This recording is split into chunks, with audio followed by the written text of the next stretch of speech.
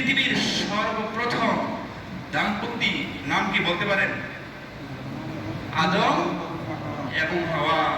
পৃথিবীর সর্বপ্রথম যে দাম্পত্য জীবনটা শুরু হয়েছে আদম এবং হাওয়া আলাইহিস সালামের মাধ্যমে শুরু হয়েছে। তাহলে প্রথম স্বামীর নাম কি?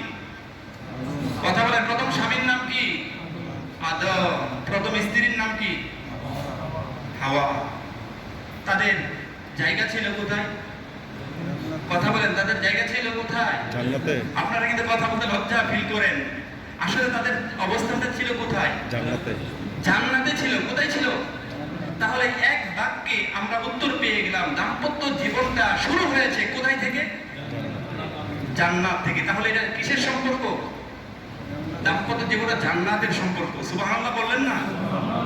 একটা জীবন থেকে যদি যখন আপনি আরেকটা জীবনে পা রাখেন, সেখানে প্রশান্তি আছে না নাই? বুঝেন নাই কথা? প্রশান্তি আছে না নাই? শান্তি আছে না নাই? আছে। এজন্য আমরা চাই, দাম্পত্য জীবন শুরু করেছি, অনেকে করব, এই দাম্পত্য জীবনটা সুখের হয়, শান্তিতে হয়, সেইভাবে আমরা পরিচালনা করার চেষ্টা করব। আল্লাহ পাক আমাদের সকলকে বোঝার তৌফিক দান করুন। আল্লাহ রাব্বুল আলামিন 2 নম্বর সূরাতুল বাকারা এর 35 নম্বর আয়াতের মধ্যে জানিয়ে দিয়েছেন, কুলনা ইয়া আদম উসকুন আনতা ওয়া যাওজুকাল জান্নাহ। আল্লাহ বলেন, হে আদম, আমি তোমাকে জান্নাত, তুমি এবং তোমার স্ত্রী জান্নাতে বসবাসের জায়গা করে দিয়েছিলাম। জোরে বলেন সুবহানাল্লাহ। এই জান্নাতের যে সম্পর্কটা হয়েছে, দাম্পত্য জীবনটা শুরু হয়েছে জান্নাতে।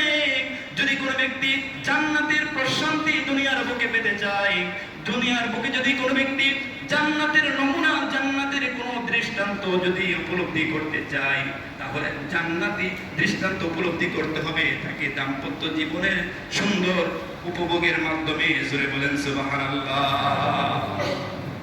জান্নাতের একটা দৃষ্টান্ত, একটা নমুনা যদি আমি পেতে চাই, তাহলে দাম্পত্য জীবনের মাধ্যমে আপনাকে আমাকে শুরু করতে হবে। আর এই দাম্পত্য জীবনের মাধ্যমে সেই শান্তি, কল্যাণ পাওয়া যায়। আর অনেক পরিবারের মধ্যে এমন অবস্থা বিরাজ করছে, অনেকে বলে, হুজুর, ঘরের মধ্যে ঢুকলেই আগুন ধাও ধাও করে জ্বলে। আছে না নাই? কথা বলেন না কেন? আছে না নাই? আবার অনেক ভাইয়েরা বলে, হুজুর, ঘরের মধ্যে গেলে অশান্তি। আবার অনেক মা বোনেরাও বলেন, হুজুর, বাড়িতে যখন যাই স্বামী পরকিয়া করে, এখন আগের মতো আমার আর ভালো লাগে না। এরকম ভাইয়েরাও আছে না নাই? কথা বলেন না কেন? আছে না নাই? বাস্তবের সাথে আজকে মিলাবেন, আপনার জীবনের সাথে মিলাবেন, আমার জীবনের সাথে মিলাবো। বাস্তবিক দৃষ্টিকোণ থেকে দেখবেন যে আসলে তাই। আমরা কোন দিকে দৌড়াচ্ছি? আমরা তো জান্নাতে আমাদের বাড়ি, আমাদের বাড়িকে আমরা ভুলে গিয়েছি। আমরা কোন দিকে দৌড়াচ্ছি? মরিচিকার দিকে দৌড়াচ্ছি না। আমরা জান্নাতি, আমাদের পিতার নাম আদম, আদমের বাড়ি জান্নাতে। আমরা জান্নাত থেকে ক্ষণিকের জন্য সফরে বের হয়েছে, সফরে এসেছি। আমরা কক্সবাজারে সফরে যাই না? যদি কেউ 3 দিনের ছুটি গিয়ে, 5 দিনের ছুটি গিয়ে কক্সবাজারে গিয়ে বলে যে আমি কক্সবাজার আমার স্থায়ী বাড়ি, এটা সঠিক না ভুল? কথা বলেন, এই ধারণাটা কি ভুল ধারণা? তাহলে আমাদের আসল বাড়িতে আমাদেরকে আসতেই হবে।